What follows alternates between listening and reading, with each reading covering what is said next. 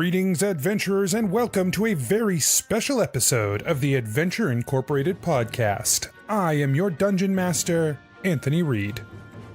In this recap episode, we will be covering the second full year of our ever-expanding adventure. If you are brand new to the podcast, we have a recap of the first year of episodes on our website, adventureinc.podbean.com. You can also find a link in the show notes. This episode will cover the broad, important strokes of episodes 53 through 104. Of course, we won't hit every moment from those episodes, but it should give you a good foundation to jump into at year 3. Let's get started.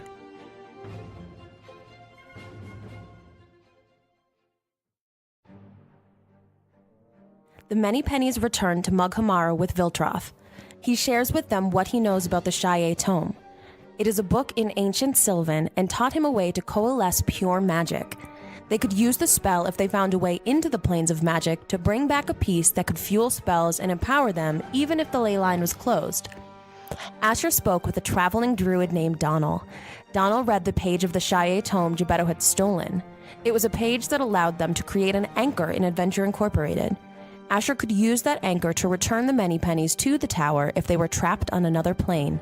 This gave the Manypennies all the tools they needed to travel to a realm of magic, find a pure piece of the magic type, close the ley line, and return home.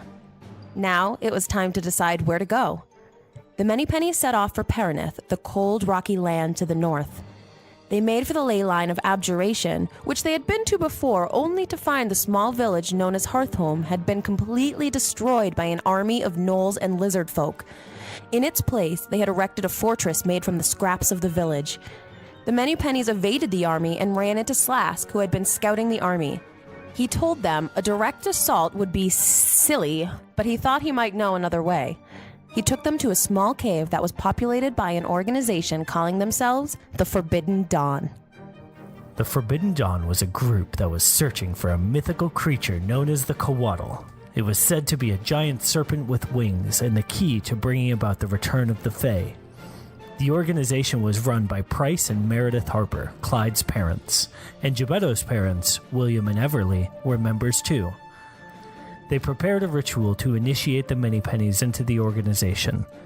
Once the Manypennies were members, they were given a vision of a beautiful golden man, one of the Fae Lords, creating the Coatl. He told the creature of his purpose to return the Fae to the land, but that he was too good and too pure, so he would be hunted.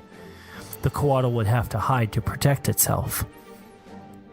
While with the Forbidden Dawn, Gebetto learned that the group was using members of the town of Sale as prisoners, siphoning their energy. This disgusted Gebetto, and he confronted the leaders about it. They said they didn't have a choice and that they needed the power. If they could use a different power source, they would, but finding the Coatl was too important. Gebetto told them they were wrong and he would return to the conversation. For now, the Manypennies moved on through secret tunnels toward the ley line of Abjuration beyond. The Manypennies and Slask fought off the remainder of the army that stood between the tunnels and the ley line. During the fight, Slask was killed by an errant attack from Keth. They finished off the evil creatures and held a short ceremony for Slask. R.I.P. They then carried on into the ley line. They found themselves in front of the yellow glowing symbol they had seen when they fought the Lizard King here in the Impossible Machine. Together, they took the plunge, jumping into the ley line of Abjuration. Each woke in a place that they did not expect. Keth awoke in a closet of a monastery high in the mountains. He spoke with Balance, the tiefling that trained Klug. He told Keth that he would be betrayed by the Manypennies. Then Keth fought a strange beast, like a cat with 6 legs and 2 long tentacles. When he defeated it, he grabbed its crystal, and then he disappeared. Gebetto found himself in the city of Varina and ran into an old acquaintance, a grifter by the name of Snake. Snake led Gebetto to a group called the Illusionary Scroll, who were planning a heist of the Vault of the Kingmaker. Snake took Geppetto to his safe house, where he had prepared to double-cross the Cardoza guards. Geppetto barely escaped and fought off his own displacer beast. Gillick found himself in a strange temple in Emberfall. A group of peacekeepers had been badly hurt, and they said their leader had been killed by an unknown peacekeeper. Gillick investigated and found his father, racked with guilt over his son's execution and infused with blood magic. Gillick and his father fought a displacer beast, and Gillick disappeared before he could speak with his dad. Asher found himself in the desert he had grown up in, a destroyed camp around him. He hid as a spider and found an old member of his tribe looking for a chalice for Gorm. He hitched a ride on them and confronted Gorm, who revealed himself to be a blue dragon. Gorm locked Asher away, and a displacer beast appeared to fight him. When he killed it, he too teleported away. Finally, Genevera found herself in her father's quarters. She was immediately attacked by a displacer beast. She killed it, but before she could grab the stone that was left behind, she was immediately interrupted by an unfamiliar voice. He called himself the Magic Man, and offered to enter in a game where he would trade questions with truthful answers. The Magic Man made Genevera nervous, and he was asking questions that made her feel uncomfortable. She asked to end the game, and the Magic Man gave her a coin that she could use to call on him at any time to continue their questions. He asked his last question, "Who is Mayrifa?" And Genevera was forced to tell him. Filled with regret, she teleported away.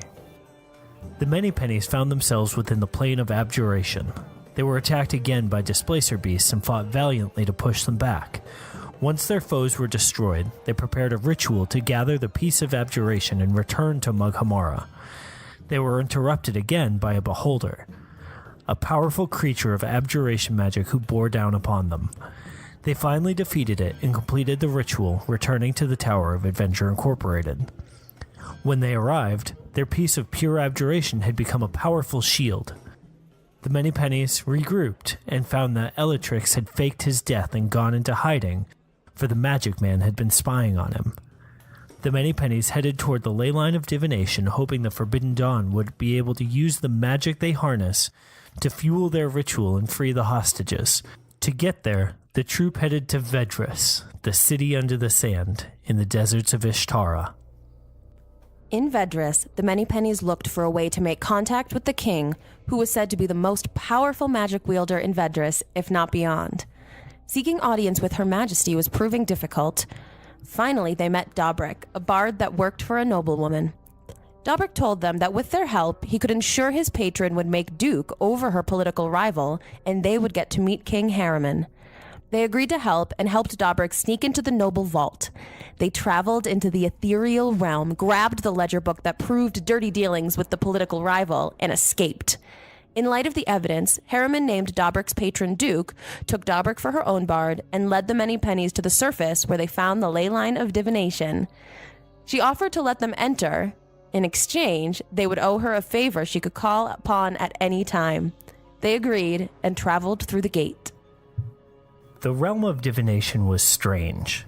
The Manypennies found themselves being inundated with images of the past and present as they peered into divination.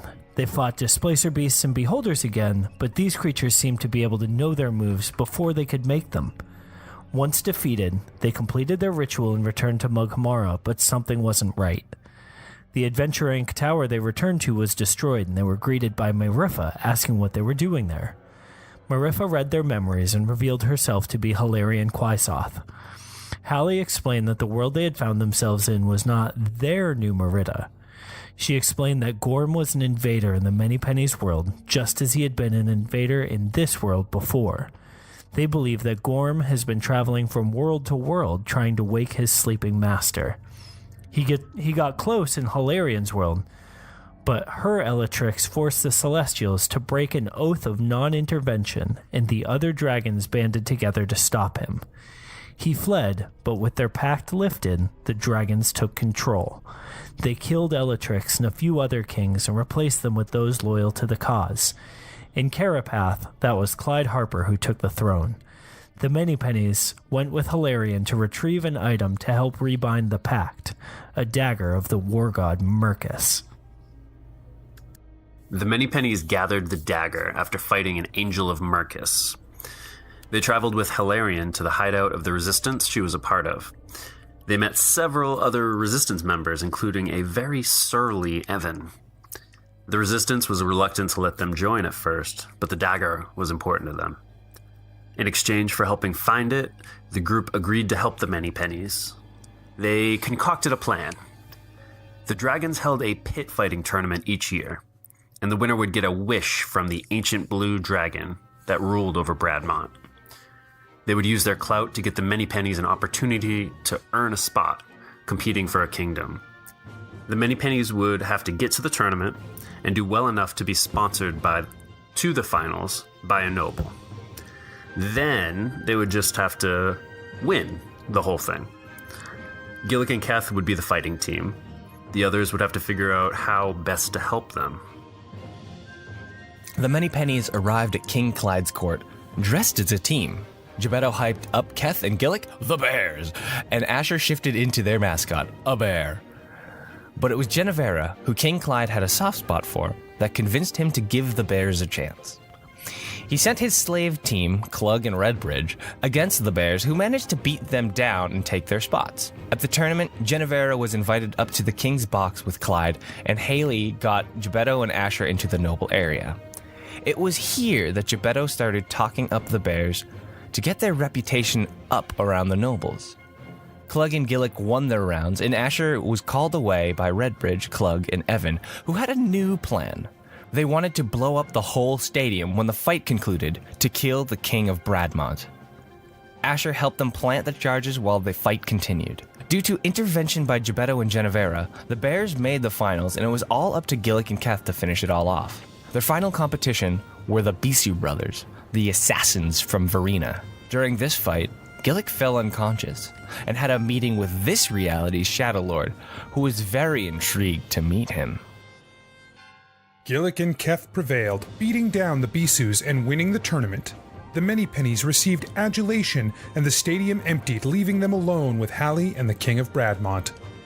Hallie said her goodbyes, and the King of Bradmont answered what questions he could about Gorm and the dragons. He told them he would send them back to the divination Leyline near their own world, but it would be difficult for him to maintain the portal.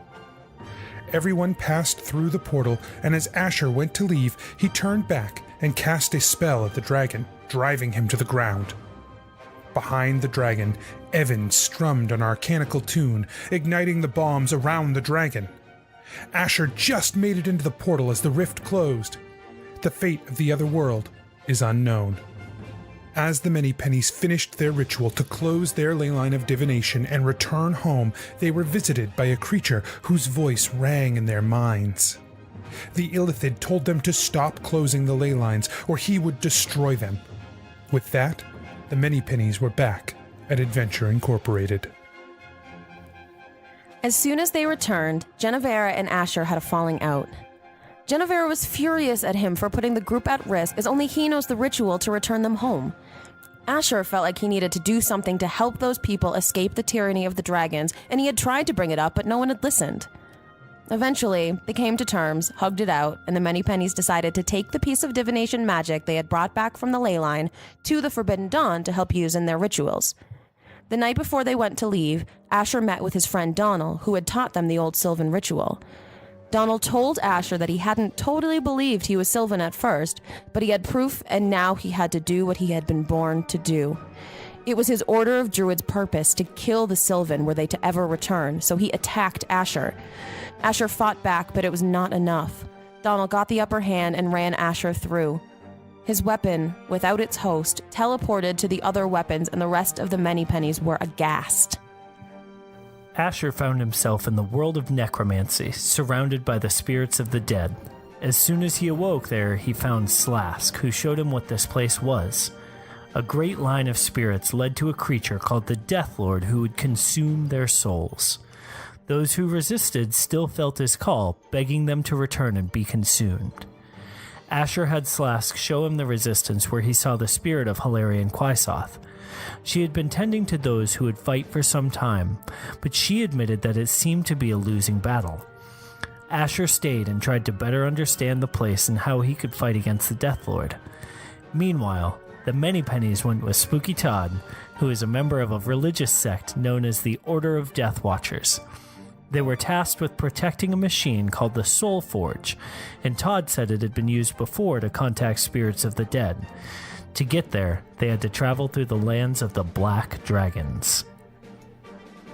When they arrived, they met a black dragon who had worked with Genevieve's father to address the corruption in their blood. He was old, and the darkness had eaten away at him until he was half a skeleton. The dragon told Spooky Todd that he was the last of his order.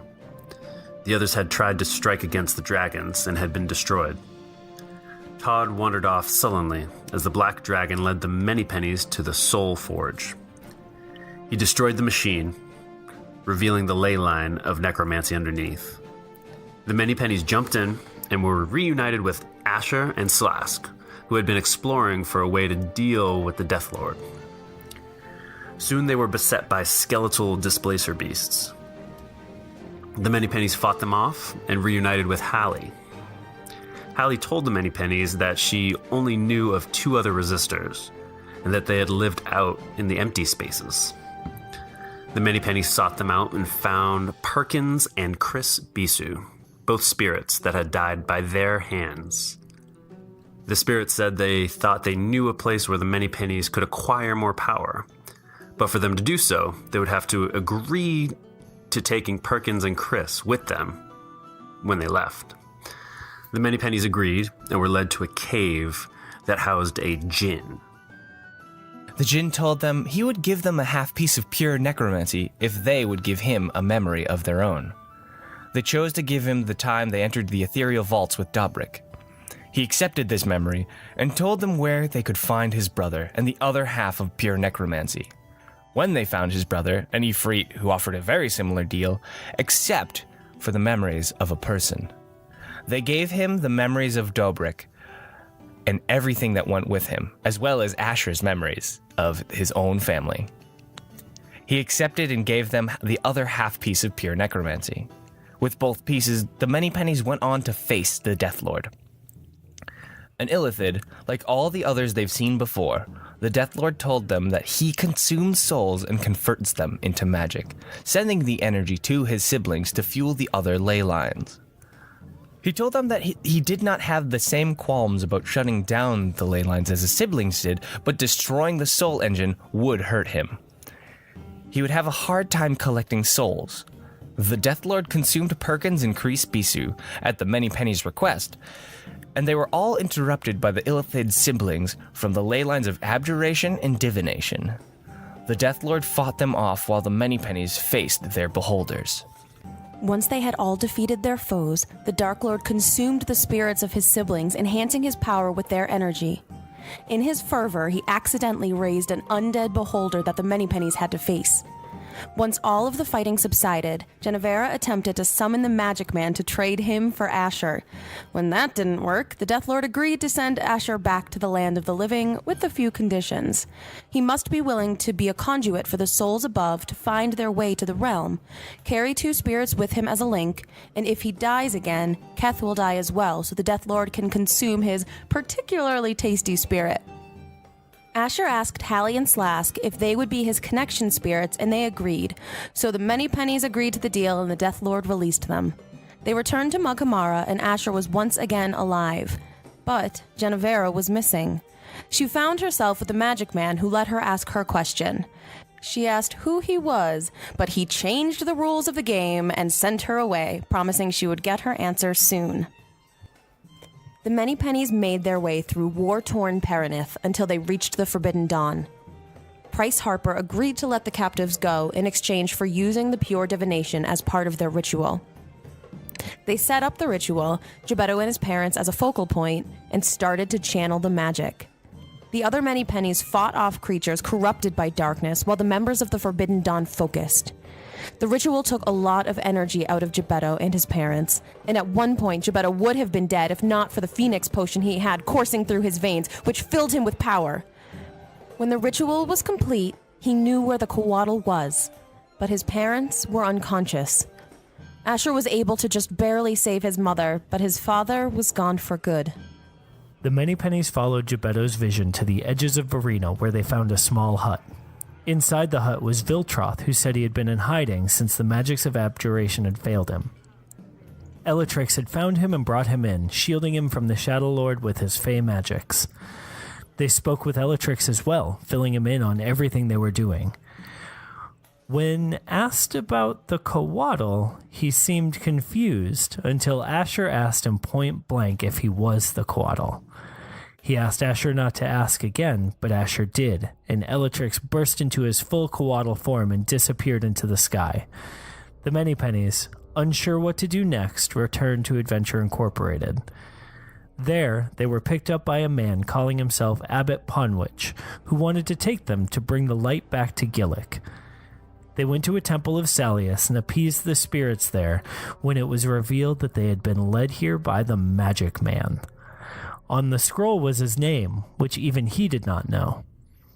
Genevera read the scroll and refused to tell him his name, so he left, but she showed her allies. His name was Siluria, first angel of Salius.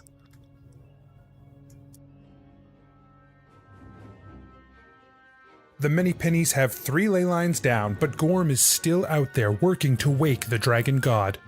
The Shadow Lord looms behind them, the kingdoms are falling to war, and Adventure Incorporated is being strained to its breaking point. The story continues with episode 104 out next week. This has been the broad strokes of the story, but if you enjoy it, I urge you to go back and listen to the episodes. There are a lot of details missing from here, and they'll probably become relevant at some point. If you have any questions, comments, or other feedback, email us, message us on Facebook, or tweet at us. Head to our website, adventureinc.podbean.com for links, or check the show notes. Thanks for joining us. We'll see you next week.